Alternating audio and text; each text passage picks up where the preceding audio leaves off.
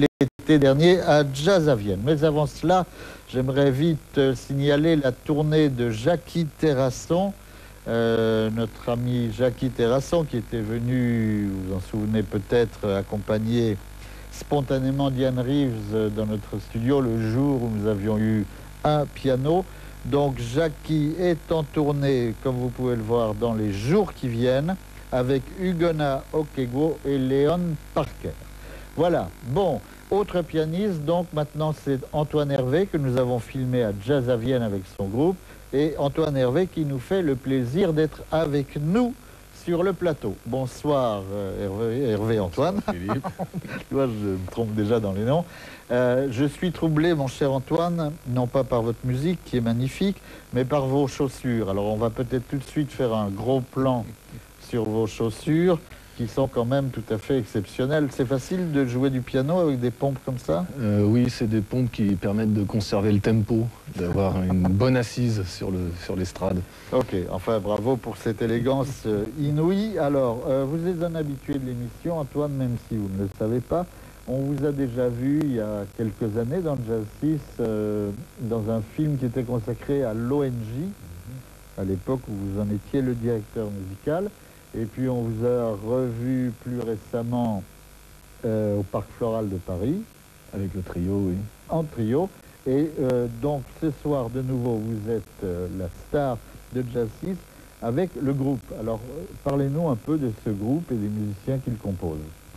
Bah, finalement c'est la prolongation de ce trio que j'ai commencé il y a une dizaine d'années avec Louis et François Moutin. Et François m'a fait rencontrer Markus Stockhausen. Markus avait invité François au Festival de Berlin. Et quand François est revenu, il m'a dit il faut appeler ce type-là parce qu'il joue également de la musique classique, de la musique contemporaine et du jazz, un peu comme ce que je fais ici. Sauf que je suis quand même un petit peu plus sur le jazz. Et on a tout de suite fraternisé, on a trouvé des tas de belles choses à faire ensemble. Voilà. Donc lui, c'est presque le pivot principal du groupe. C'est un trompettiste extraordinaire qui a une formation classique, j'imagine, au départ. Oui, mais une formation presque autodidacte, en fait. Il a suivi son père pendant toute sa vie et il a fait les créations de son père. Donc il a appris sur le tas. Il n'a jamais été au conservatoire, Markus. D'accord. Alors on va revoir la photo de vous avec Markus. Et est-ce que vous pouvez m'expliquer... Ah non, oui, regardez sa trompette. Très curieusement, il y a une courbure qui est tout à fait inhabituelle dans une trompette et dans le film qui va suivre. On le voit sur plusieurs instruments, sur un bugle, sur une trompinette, et il y a toujours cette courbure. Vous avez l'explication? Alors là, techniquement, j'en ai aucune. Ça doit être... Enfin, la première explication que j'aurais, moi, c'est qu'il a dû souffler trop fort dans sa trompette, à mon avis. Sinon, non, c'est vraiment un truc de trompettiste. Il faudra lui poser la question. D'accord. Et les autres musiciens du groupe, dites-en quelques mots.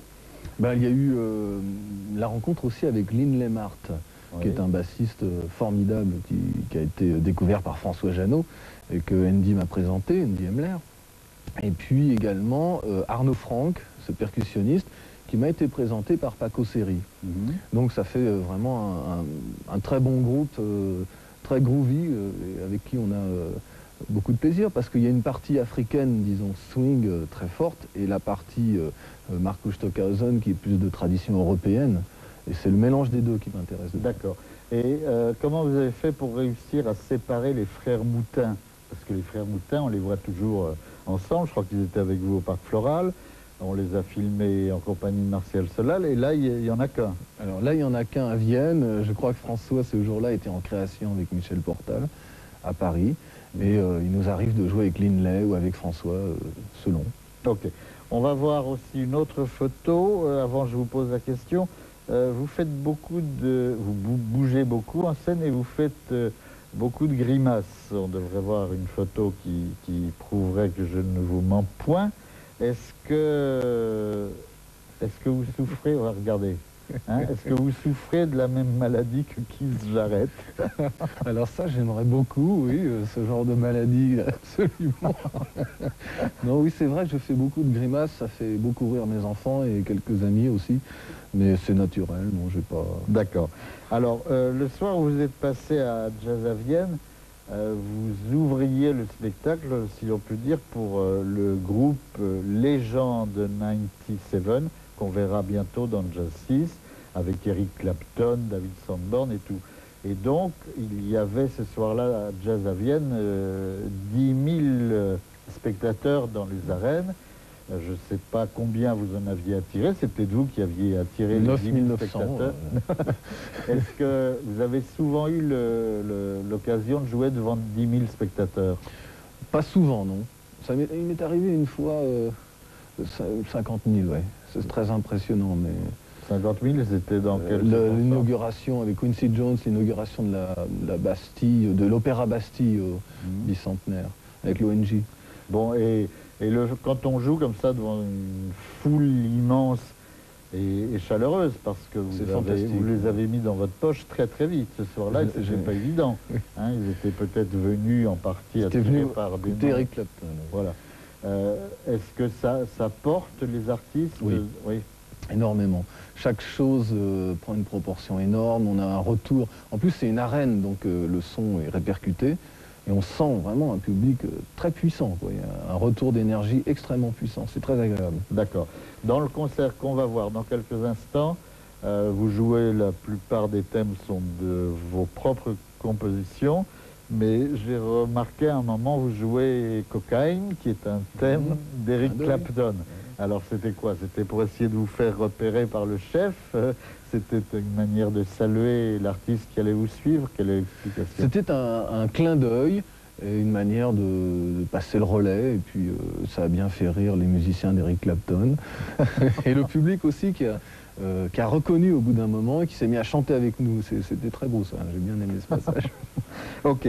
Bon, Antoine, quels sont un petit peu vos projets? C'est-à-dire, on va parler disques d'abord. Actuellement, je crois que sur le marché, on peut trouver le compact que vous avez enregistré avec les Frères Moutin, qui est paru sur le label Bleu, distribué par Harmonia Mundi. Voilà, c'est celui-là, c'est un excellent disque dont nous avions parlé à l'époque et qu'on avait déjà montré lorsqu'on vous a programmé avec le trio au Parc Floral.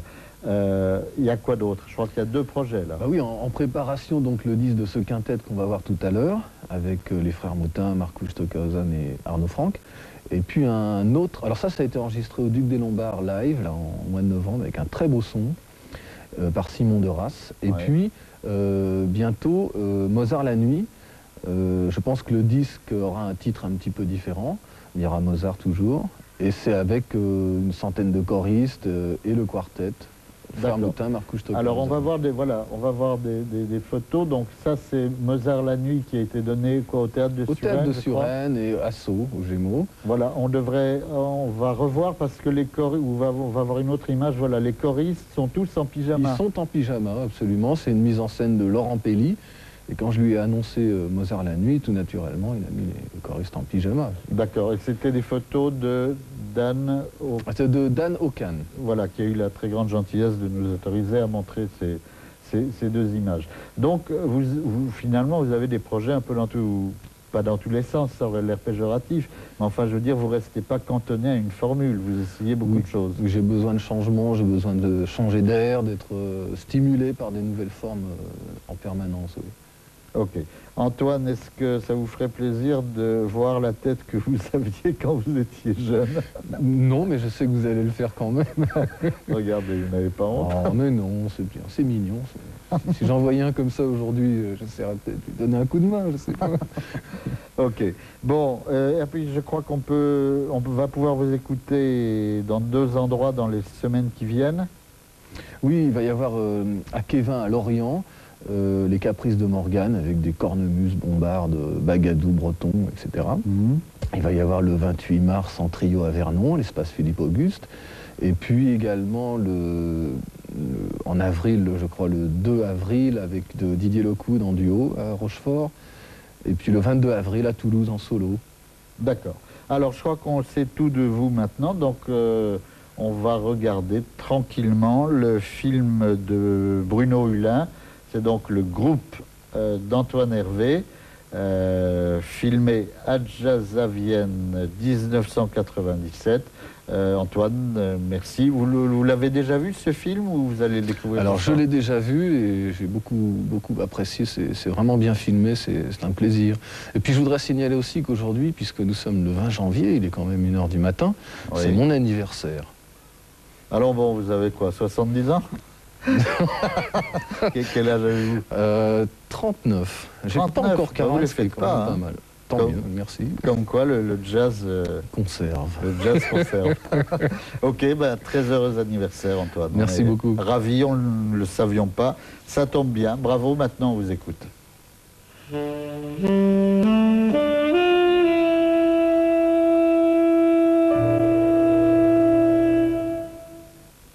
Salut, c'est Zara White. Tu sais ce que j'aime chez un homme? Non? Alors appelle-moi au 08 36 69 09 90. Salut, c'est moi Alexia. Joue avec moi au 36 68 41 41.